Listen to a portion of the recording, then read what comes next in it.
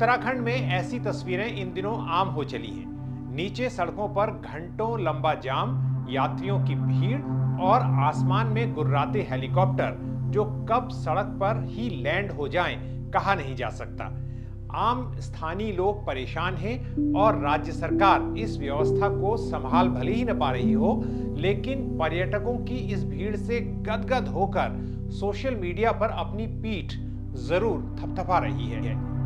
नमस्कार, मेरा नाम है हृदय जोशी और आप देख रहे हैं इको एंड एनर्जी टॉक, वो यूट्यूब चैनल जहां बात होती है आपके सरोकारों की।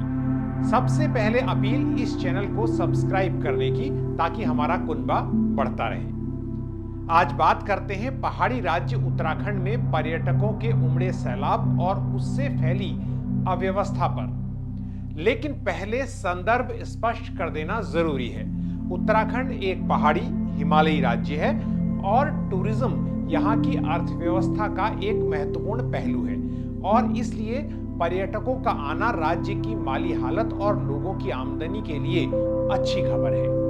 उत्तराखंड में हिमालयी नज़ारों वाले मसूरी, नैनीताल, अल्मोड़ा, कौसानी, मुक्तेश्वर और बिनसर के अलावा सभी प्रमुख तीर्थ स्थान जैसे गंगोत्री, यमुनोत्री, केदारनाथ और बद्रीनाथ के अलावा हेमकुंड साहिब और अब तो नया लोकप्रिय तीर्थ स्थान कैंची धाम भी हो गया है, जहां हर हफ्ते लाखों लोग पहुंच रहे हैं।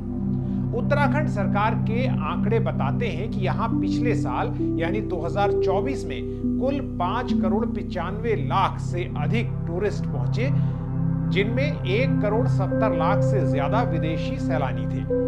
टाइम्स ऑफ इंडिया ने सरकारी आंकड़ों को कोट करते हुए एक रिपोर्ट में यह बताया है कि वर्ष 2023 में यानी 2 साल पहले राज्य में कुल 5,96,00,000 टूरिस्ट आए, जो 2018 में आए 3,68,00,000 पर्यटकों के मुकाबले करीब 62% की वृद्धि है। 5 साल में 62% की वृद्धि महत्वपूर्ण है कि पहले उत्तराखंड में गर्मियों के मौसम में रहने वाली पर्यटकों की भीड़ अब साल भर रहती है, कभी कुछ अधिक तो कभी कुछ कम। बीच में कोरोना ने जरूर असर डाला, लेकिन अब सब कुछ वापस लौट आया लगता है। उत्तराखंड सरकार ने कभी ये स्पष्टता से नहीं बताया है, या कम से कम मेरे पास सरकार का कोई ऐसा आंकड़ा नहीं है जिसके आधार पर मैं कह सकूं कि टूरिज्म जीडीपी का ठीक ठाक कितना योगदान देता है। लेकिन समाचार पत्रों में छपे सरकारी दावे हमें बताते हैं कि राज्य सरकार द्वारा एकत्र किए जाने वाले टैक्स का 43% से अधिक पर्यटन क्षेत्र से आता है। आप सभी जानते हैं कि आंकड़ों के संग्रह और उनके सत्यापन के लिए अगर पारदर्शिता न हो तो खुलकर कुछ भी नहीं कहा जा सकता। लेकिन जो बात साफ दिख रही है वो है अव्यवस्था। पिछले दिनों जाम में फंसकर इलाज के अभाव में होने वाली मौतों और सड़क पर हेलीकॉप्टर की इमरजेंसी लैंडिंग जैसी खबरें सामने आई, जो प्रशासन की तैयारियों को लेकर एक बड़ा सवाल खड़ा करती हैं। उधर उत्तराखंड के नैनीताल जिले में कैंची धाम मंदिर की लोकप्रियता के कारण पिछले कुछ सालों से हर रोज जाम लग रहा है और कुमाऊं के पहाड़ी इलाकों से आने वाले लोगों को भारी परेशानी का सामना करना पड़ रहा है। नैनीताल जिले में जिस सड़क के किनारे ये मंदिर बसा है वो पिथौरागढ़, अल्मोड़ा, रानीखेत, बागेश्वर और बेरीनाथ जैसे शहरों को हल्द्वानी से जोड़ती है, जहां इन लोगों को अक्सर रोजगार और मेडिकल या शैक्षिक कार्यों के लिए आना पड़ता है। पिछले दिनों जब नैनीताल पुलिस ने फेसबुक पर अपनी पीठ ठोंकते हुए ये पोस्ट डाली और यात्रियों की भीड़ को आस्था की एक लहर कहा, तो स्थानीय निवासियों ने पोस्ट के कमेंट सेक्शन में जो बातें लिखी हैं उन्हें पढ़कर उनकी परेशानी का अंदाजा होता है। एक फेसबुक यूजर तरुण तिवारी लिखते हैं, इस भीड़ को उपलब्धि मानने वालों की जय जयकार हो। ये बात वो व्यंग में लिख रहे हैं। एक दूसरे फेसबुक यूजर पुष्पेश ने इसके जवाब में लिखा, बिल्कुल सही कहा, अल्मोड़ा, रानीखेत और उससे आगे जाने वाले लोगों के लिए ये भीड़ त्राहिमाम बन गई है। एक स्थानीय पत्रकार और यहीं के निवासी गोविंद सिंह बिष्ट लिखते हैं, इस लहर में हमारे बीमार पहाड़ी पिस रहे हैं। इलाज को हल्द्वानी आना दूभर हो गया है। छोटे काश्तकार समय से मंडी में उपज नहीं पहुंचा पा रहे हैं। तुम सोच भी नहीं सकते कि उन्हें किन संकटों से गुजरना पड़ता है। पर्यटकों और कथित भक्तों की सुविधा के लिए राशन और सब्जी के ट्रक पहाड़ जाने से घंटों पहले गोलापार और अन्य जगहों पर रोक दिए जाते हैं। यानी सच ये है कि जिस टूरिज्म से खुशहाली के लिए सरकार अपनी पीठ थपथपा रही है, उससे चारों ओर कोहराम मचा है। जाम में फंसने के कारण अस्पताल न पहुंच पाने से लोग सड़क पर मर रहे हैं और कारोबार ठप हो रहा है, वो अलग। डॉक्टर एसपी सती एक भूगर्भ विज्ञानी हैं और हिमालयी विकास की अनियमितताओं को लंबे समय से देख रहे हैं। वो चेतावनी देते हैं कि टूरिज्म का वर्तमान स्वरूप राज्य की आर्थिक स्थिति में कोई बड़ा योगदान भले ही न कर रहा हो, लेकिन छोटे कामकाजी लोगों के लिए बेकार है। उत्तराखंड की सारी सड़कें इस समय पहाड़ों की सारी सड़कें लबालब भरी हुई हैं। लोगों का पहाड़ों की तरफ को जो पहुंचने का सिलसिला है वो बहुत तेजी से बढ़ रखा है और सब जगह जाम है। हालात ये है कि पूरे पहाड़ एक तरह से बंधक बन के रह गया है। जो यहाँ के लोकल लोग हैं उनके लिए हर बहुत बड़ा, अगर मैदानों में किसी का कोई बहुत आकस्मिक बहुत इमरजेंसी है, किसी का कोई बीमार है, किसी को कहीं जाना है, ट्रेन पकड़नी है, बस पकड़नी है या हवाई जहाज पकड़ना है, किसी को कहीं जाना है, तो वो एक तरह से बंधक बन के रह गए पहाड़ों में। अब इसके दूसरा पहलू जो आपने पूछा कि इससे क्या हम ये माने कि इससे टूरिज्म में बूस्ट आया और हमारी इकोनॉमी में इससे सकारात्मक असर पड़ेगा, जो परसेप्शन है उससे उलट बहुत जो इकोनॉमिस्ट हैं वो ये मानते हैं कि इसका टोटल प्रोफेसर आरपी ममगई जो है दून यूनिवर्सिटी के बड़े इकोनॉमिस्ट हैं, प्रोफेसर हैं, वो बोलते हैं कि टोटल जो यहाँ की जीडीपी में जो योगदान टूरिज्म का है वो 16-17% से ज्यादा नहीं है। दूसरी बात ये है इसका खामियाजा किसको मिल रहा है, लाभ किसको मिल रहा है।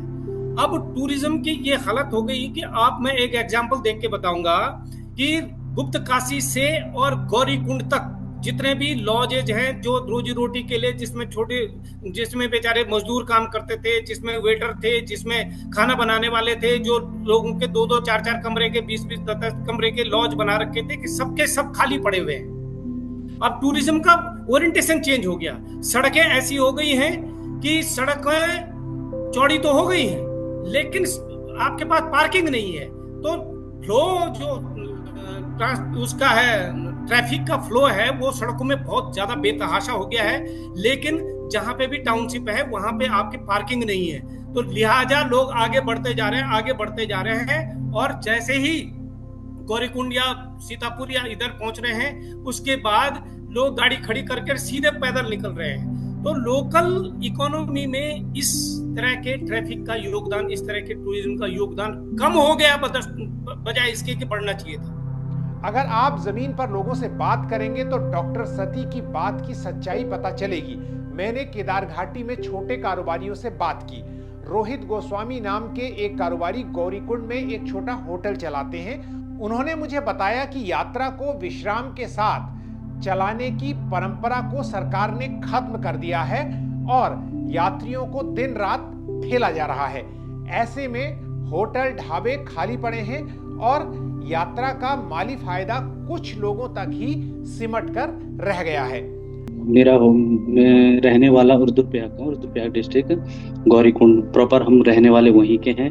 हमारा पूरा व्यवसाय भी वहीं, सब कुछ हमारा डिपेंड वहीं पे है। तो हमारे रेस्टोरेंट हो गया, होटल है, हमारा पूरा साल भर का जो भी चलता है इसी पे डिपेंड है हम।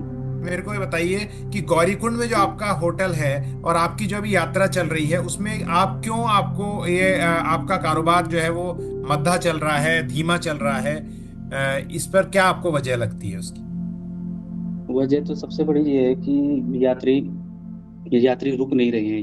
यात्रा सुबह से 24 घंटे चल रही है, यात्रियों को रोका नहीं जा रहा कहीं भी, किसी भी पॉइंट पे। पहले ऐसा होता था कि जैसे गौरीकुंड केदारनाथ फुल हो गया तो गौरीकुंड रोक देते थे यात्रियों को, तो उससे होटल भी लग जाते थे, रेस्टोरेंट में भी सबका काम चल जाता था, खाना भी खाते थे, सामान भी लेते थे यात्री लोग। फिर गौरीकुंड में मंदिर में भी जाते थे। फिर अब क्या कर दिया है कि पूरी यात्रा को सुबह से शाम तक चालू रखा है, रात भर चालू रखा है। तो यात्री सीधा अपने टैक्सी से गाड़ी पार्किंग में लगा के सीधा लाइन पे लग के सीधा निकल रहे हैं केदारनाथ के लिए।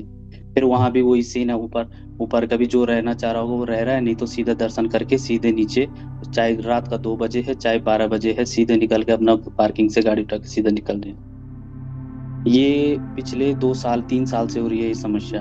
उससे पहले ठीक था मैनेजमेंट, ये 2-3 साल से और चल रहा है। अब जैसे जैसे साल बढ़ रहे हैं वैसे वैसे और बदतर होती जा रही है स्थिति।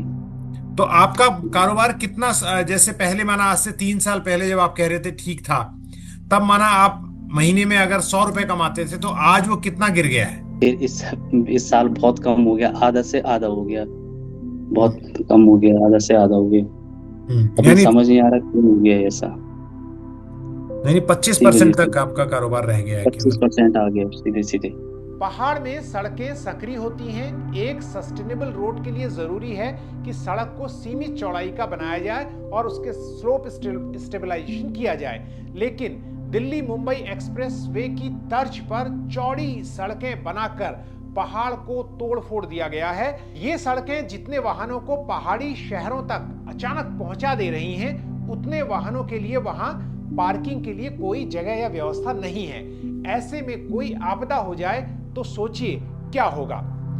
आपदा प्रबंधन का पहला उसूल होता है कि आपदा न होने देने के सारे उपाय किए जाएं, लेकिन यहां तो आपदा को न्योता दिया जा रहा है। आगे सुनिए। देहरादून और हरिद्वार में बैठा यात्री अगर कुछ ही मिनटों में हेलीकॉप्टर से बद्रीनाथ या केदारनाथ चला जाता है तो ये पहाड़ी यात्रा के नियमों के विरुद्ध है, जहां हाई ऑल्टीट्यूड पर जाने से पहले शरीर को एक्लिमेटाइज करना जरूरी है। डॉक्टर एसपी सती कहते हैं कि ऐसी लापरवाही के कारण हो रही मौतों की कोई रिपोर्टिंग ही नहीं हो रही है।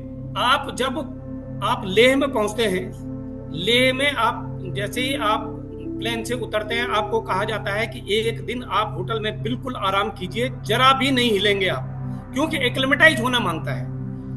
अब इस हालत ये हो गया है, सड़कें अच्छी हो गई हैं या हेलीकॉप्टर से लोग पहुंच रहे हैं। जैसे आप ऋषिकेश में हैं 500 मीटर पे ऊंचाई पे, समुद्र तल से ऊंचाई पे, सीधे आप केदारनाथ में उसी दिन पहुंच जा रहे हैं 3300 मीटर पे। ये जो 3000 मीटर का या 2800 मीटर का जो डिफरेंस है एक ही दिन में आपकी बॉडी, उसके लिए एक्लिमेटाइज नहीं है। लिहाजा अब केदार धाम में या बद्रीनाथ धाम में, गंगोत्री धाम में या यमुनोत्री धाम में अब लोगों की मौत कोई खबर नहीं बन रही है। हर दिन औसतन कोई ना कोई मर रहा है जो खबर नहीं मर रहे। हमारे एक बड़े साइंटिस्ट थे, उनके रिलेशन वाले वहां पहुंचे अभी 2-3 दिन पहले, 1 हफ्ते पहले की ये घटना है। और वहां मियाँ बीवी दोनों पहुंचे और मियाँ की डेथ हो गई, हस्बैंड की डेथ हो गई बड़ी मुश्किल से। ये जरूर है कि मैं तभी कह रहा था कि इन्होंने डेथ वाले के लिए व्यवस्था ये कर रखी है कि रुद्रप्रयाग तक उसको बॉडी पहुंचा दे रहे हैं जब तक पोस्टमार्टम न हो, और कहीं कोई खबर नहीं। और इस तरह की मौतें लगातार हो रही हैं, कोलैप्स कर जा रहे हैं लोग। अक्सर ये माना जाता है कि टूरिज्म बढ़ेगा तो स्थानीय लोगों की हालत सुधरेगी, लेकिन इसका उल्टा यहाँ हो रहा है। अगर टूरिज्म अनियमित हो और व्यवस्था लचर हो तो हाल उल्टा होना ही है। कुछ साल पहले बार्सिलोना में बढ़ते टूरिज्म से वहां के स्थानीय लोगों की परेशानियां इतनी बढ़ी कि उन्होंने सैलानियों का विरोध शुरू कर दिया। अब ये बात भारत की नहीं, विदेश की है, यूरोपीय देश की, तो आप समझ सकते हैं क्या हाल होगा। उन पर पानी छिड़क कर, बार्सिलोना में विरोध करने वाले लोगों ने वहां आने वाले टूरिस्टों पर पानी छिड़क कर उन्हें वापस जाने को कहा और tourist go home, you are not welcome here की तख्तियां लगाई। लेखक अशोक पांडे ने अपनी फेसबुक पोस्ट में इस घटना का जीवंत वर्णन करते हुए ये लिखा है कि ये सच है कि पर्यटकों की संख्या बढ़ने से किसी भी जगह की अर्थव्यवस्था चमकती हुई दिखाई देने लगती है, लेकिन वहां रहने वाले ज्यादातर लोग इस लाभ से वंचित रह जाते हैं। पैसा उसी वर्ग के पास आता है जो पहले से ही संसाधनों पर कब्जा जमाए बैठा है। साधारण मनुष्य का जीवन और भी नरक बन जाता है। अशोक पांडे के शब्द गंगोत्री से लेकर हरिद्वार, मसूरी से नैनीताल और बार्सिलोना से लेकर कैंची धाम तक का सच बताते हैं। इस वीडियो में इतना ही। अगर आपको कुछ भी बताना हो, कमेंट करना हो तो आप हमें कमेंट सेक्शन में बताइए किस तरह की वीडियो चाहिए इस मामले में। अगर आपके विचार क्या हैं और कुछ पहलू अगर आपको लगते हैं जो उजागर किए जाने हैं, या अगर आपका किसी बात को लेकर विरोध है तो वो भी बताइए। अगर आपको ये वीडियो पसंद आया तो इसे जरूर लाइक करें और शेयर करें और चैनल को सब्सक्राइब करें। नए वीडियो के साथ जल्द ही आपसे फिर मुलाकात होगी। लेकिन आपको याद दिला दें कि अगर आप अपने YouTube लॉगिन से देख रहे हैं तो इसमें आखिर में एक सुपर थैंक्स का विकल्प भी आपको कमेंट सेक्शन में जरूर दिखेगा। उसके जरिए आप हमारी मदद भी कर सकते हैं। जल्द ही मिलते हैं नए वीडियो के साथ। नमस्कार।